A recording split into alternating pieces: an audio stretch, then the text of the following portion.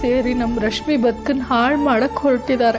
ನನಗೆಲ್ಲ ವಿಷಯ ಗೊತ್ತಿದ್ರು ನಾನೇನು ಮಾಡೋಕ್ಕಾಗ್ತಿಲ್ವಲ್ಲ ಸುಶೀಲಾ. ಅಕ್ಕ, ಇವಾಗ ನಾವು ತಾನೇ ಏನು ಮಾಡೋಕ್ಕಾಗತ್ತೆ ಹೇಳು? ನಮ್ಗಿದ್ದಿದ್ದ ದಾರಿ ಎಲ್ಲ ಬಂದಾಗಿದೆ. ಹೊರಗಡೆ ಹೋಗೋಕ್ಕೂ ಆಗಲ್ಲ, ವಿಷಯನ ಸಾಕ್ಸಕ್ಕೂ ಆಗಲ್ಲ. ನಮ್ಮ ರಶ್ಮಿ ಜೀವನದ ಭಾರ ದೇವ್ರ ಮೇಲೆ ಹಾಕೋದನ್ನ ಬಿಟ್ರೆ ನಮ್ಮ ಮುಂದೆ ಬೇರೆ ಯಾವ ದಾರಿನೂ ಇಲ್ಲ ಅಕ್ಕ. ಎಲ್ಲ ಭಾರನೂ ಆ ದೇವ್ರ ಮೇಲೆ ಹಾಕಿದ್ರೆ ನಾವು ಮನುಷ್ಯರಾಗಿ ನಮ್ಮ ಕರ್ತವ್ಯನೂ ಏನಾದ್ರು ಇರುತ್ತಲ್ವ ಸುಶೀಲಾ. ರಶ್ಮಿ ನನ್ನ ತವ್ರ ಮನೆ ಮಗು, ನನ್ನ ಸ್ವಂತ ಅಣ್ಣನ ಮಗಳು. ತಾಯಿ ಇಲ್ಲ ತಬ್ಲಿ ಕಣೆ. ನನ್ನ ಅಳಿಯ ಅವಳನ್ನ ಗಿಳಿಗೆ ಸಾಕ್ದಂಗೆ ಸಾಕಿದಾನೆ. ಈಗ ನೋಡಿದ್ರೆ ಅವನು ಯಾರೋ ಪಾಪಿ, ನನ್ನ ನೀಚ್ ಗಂಡನ ಮಾತಿಗೆಲ್ಲ ತಾಳಕ್ಕೆ ತಕ್ಕಂತ ಕುಣಿಯೋನು. ಅವನ ಜೊತೆ ಅವಳು ಮದುವೆ ಮಾಡಿದ್ರೆ ಅವಳು ಬದುಕಿ ಏನಾಗಬೇಡ. ಮದುವೆ ಆಗಿದ್ದ ಮಾರನೇ ದಿನನೇ ನೀನು ಅವಳನ್ನ ಬಿಟ್ಬಿಡು ಅಂತಂದರೆ ಆ ಹುಡುಗ ಹಾಗೆ ಮಾಡಿಬಿಡ್ತಾನ ಕಡೆ. ಆಗ ರಶ್ಮಿ ಜೀವನ ಏನಾಗಬೇಕು? ನಮ್ಮ ಶಿವು ಗತಿ ಏನು? ನನ್ನ ತವ್ರ ಮನೆ ಪರಿಸ್ಥಿತಿ ಏನಾಗಬೇಡ ಸುಶೀಲಾ.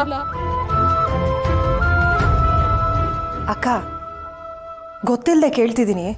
ನನಗಿಂತ ಮುಂಚೆ ನೀನು ಈ ಮನೆಗೆ ಬಂದಿದ್ಯಾ, ಅದಕ್ಕೆ ಕೇಳ್ತಾ ಇದ್ದೀನಿ. ನಮ್ಮ ಮನೆಯವ್ರಿಗೆ ನಿಮ್ಮ ತವ್ರ ಮನೆ ಮೇಲೆ ಯಾಕೆ ಇಷ್ಟೊಂದು ಸೈಡ್ ಇದೆ?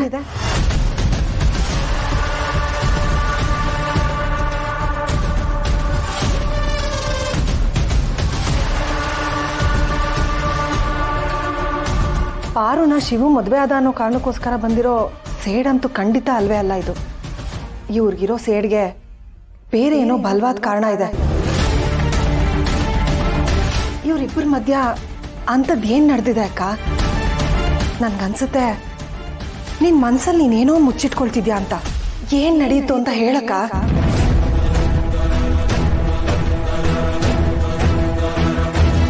ಹೇಳಕ್ಕ.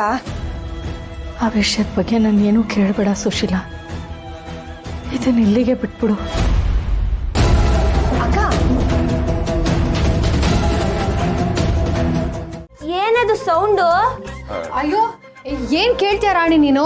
ಏನಾಯ್ತು ಅಂದ್ರೆ? ಏನಿಲ್ಲ, ಹೋಗ್ರಿ ಹೋಗ್ರಿ. ಸುಮ್ಕಿರು ಮಾವ. ಸೌಂಡು ಹೊರಗ್ ಬಂದ್ಮೇಲೆ ವಿಷಯನೂ ಹೊರಗ್ ಬರ್ಬೇಕು. ನೀನ್ ಹೇಳು ಪಾರು. ಅದು ನಾನು ಮಾವ ಯಾವಾಗ್ಲೂ ಇಬ್ರು ಮಂಚದ ಮೇಲೆ ಮಲ್ಕೋತಿದ್ವಾ.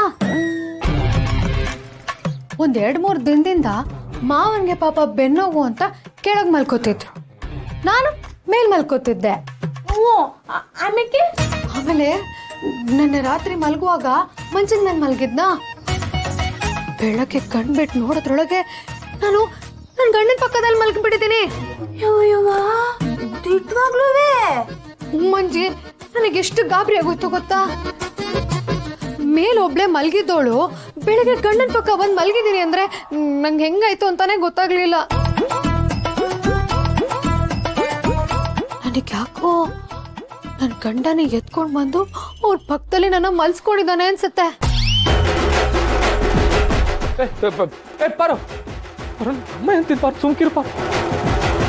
ಮಾವ, ನೀನ್ ಪಾರುನ ಮಧ್ಯರಾತ್ರಿ ಮಂಚದಿಂದ ಅಪಹರಣ ಮಾಡಿ ಕೆಳಕ್ ಮಾಡ್ಕೊಂಡಿದ್ದು ತಿಟ್ವೆ ಎಲ್ಲಾನು ಉಂಟಾ? ಇಲ್ಲ ಇಲ್ಲ, ಹಂಗಲ್ಲ ಮಾಡ್ಬಾರ್ದು. ತೆಪ್ಪು ತೆಪ್ಪು ತೆಪ್ಪಂಗಾಯ್ತದೆ. ಗಂಡ ಹೆಂಡತಿರ ಮಧ್ಯೆ ಇದೆಲ್ಲ ತೆಪ್ಪ ಆಗಕ್ಕಿಲ್ಲ. ಸುಮ್ಕಿರಣ ನೀನು. ನಾನು ಅದನ್ನೇ ಹೇಳ್ತಿದ್ದೀನಿ ರಾಣಿ, ಇದೆಲ್ಲ ತಪ್ಪಲ್ಲ ಅಂತ. ಆದ್ರೂ ನೋಡು ಹೆದರ್ಕೊಂಡು ಹೆಂಗ್ ನಿಂತಿದ್ದಾನೆ ಅಂತ. ಬಾರೋ, ಬೆಳಗ್ಗೆ ಯಾಕೆ ಬಾರೋ ರೋಚಿಗಿದ್ಯಾ? ಇಲ್ಲೇ ಇದ್ರೆ ನನ್ನ ಮಾನ ಮರೋದು 2 ರೂಪಾಯಿಗೆ ಹರಾಜಾಗೋಯ್ತದೆ. ನಂಗೆ ಹೊಸಿ ಅರ್ಜೆಂಟ್ ಕಳ್ಸದೆ, ಈಗ ಮುಗಿಸ್ಬಿಟ್ಟು ಬರ್ತೀನಿ. ಮಾವ, ನನ್ನ ಬಿಟ್ಟು ಎಲ್ಲಿಗೆ ಹೋಗ್ತೀಯ ಮಾವ? ಅಯ್ಯೋ, ನನ್ಗೆಲ್ಲೂ ಹೋಗಿಲ್ಲ. ನನ್ನ ಜೀವ ಇರೋ ಗಂಟ ನಿನ್ ಜೊತೆನೆ ಇರ್ತೀನಿ. ಈಗ ಬರ್ತೀನಿ ಬಿಡು. ಬರ್ತೀನಿ. ವಾ, ಈಟೇನಾ? ನಾನೇನೋ ಅನ್ಕೊಂಡಿದ್ದೆ. ಸರಿ ಕಣಕ್ಕೆ, ನಾನು ಬರ್ತೀನಿ. ತಿಂಡಿ ಮಾಡ್ಬೇಕು. ಪಾರು, ನಾನು ಬರ್ತೀನಿ. ಕುಮಾರಿ ಮಂಜುಳಾ ಅಲಿಯಾಸ್ ಮಂಜಿ ಅವರೇ, ನೀವಿಲ್ಲೇ ಇರಿ.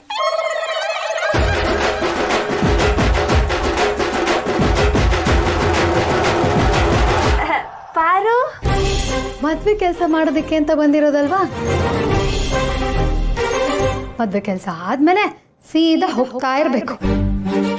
ಅಕಸ್ಮಾತ್ ಮತ್ತೆ ಮನೆಯವ್ರನ್ನ ನೋಡ್ಬೇಕು ಅನ್ಸಿದ್ರೆ ಬರ್ಬೇಕು, ಮತ್ತೆ ಕೆಲಸ ಮಾಡಬೇಕು, ಹೋಗ್ತಾ ಇರ್ಬೇಕು. ಇದ್ರ ಮಧ್ಯದಲ್ಲಿ ನನಗೆ ಮಾವನ ಮೇಲೆ ಪ್ರೀತಿ ಇಲ್ಲ, ನಾನು ಶಿವು ಮಾವನ ಕಿತ್ಕೋತೀನಿ ಅಂತೆಲ್ಲ ಅಂದ್ಕೊಂಡ್ಯೋ ಹುಷಾರ್. ನನಗೆ ಬಟ್ಟೆಗಿಂತ ಕುಯ್ದಿರೋ ಚರ್ಮನ ಹೊಲ್ದೆ ಅಭ್ಯಾಸ. ನನ್ನ ಮಾವನ ಮಧ್ಯೆ ನೀನೇನಾದ್ರೂ ಬಂದ್ಯೋ ನಿನ್ ತಲೆ ಹೊಡೆದು ನಿನ್ ತಲೆಗೆ ನಾನೇ ಹೊಲಿಗೆ ಹಾಕಿ ಔಷಧಿ ಬರ್ಕೊಟ್ಬಿಡ್ತೀನಿ, ಹುಷಾರ್. ಮಾವ ನನ್ನೋನು, ಅವನು ಶ್ರೀರಾಮಚಂದ್ರ ಇದ್ದಂಗೆ. ಆ ರಾಮನ್ಗೆ ಸೀತೆ ಆಗಿ ಹೇಗಿರ್ಬೇಕು ಅಂತ ನನಗೆ ಚೆನ್ನಾಗಿ ಗೊತ್ತಿದೆ. ಹೌದು, ನೀನ್ ಹೇಳ್ದಂಗೆ ಮೊದಲು ನನಗೆ ಮಾವನ ಮೇಲೆ ಪ್ರೀತಿ ಇರಲಿಲ್ಲ, ನಿಜ. ಆದ್ರೆ ಇವಾಗ ನನ್ನ ಮನ್ಸು ತುಂಬ ತುಂಬಿಕೊಂಡಿರೋದು ನನ್ನ ಮಾವನೇ. ಸೊ ಈ ವಿಷಯನ ನನಗಿಂತ ಮುಂಚೆ ನೀನೇನಾದ್ರೂ ಆಚೆ ತಗೊಂಡು ಹೋದ್ಯೋ ಗೊತ್ತಲ್ಲ. ಗೊತ್ತು, ನೀನೇ ಹೊಡಿತೀಯಾ, ನೀನೇ ಹೊಲಿಗೆ ಹಾಕ್ತೀಯಾ. Good, very good. Next time be careful. ಸರಿ ಡಾಕ್ಟ್ರಮ್ಮ, ಇನ್ಮ್ಯಾಕ್ ಹಂಗ್ ಮಾಡಕ್ಕಿಲ್ಲ, ಬರ್ತೀನಿ.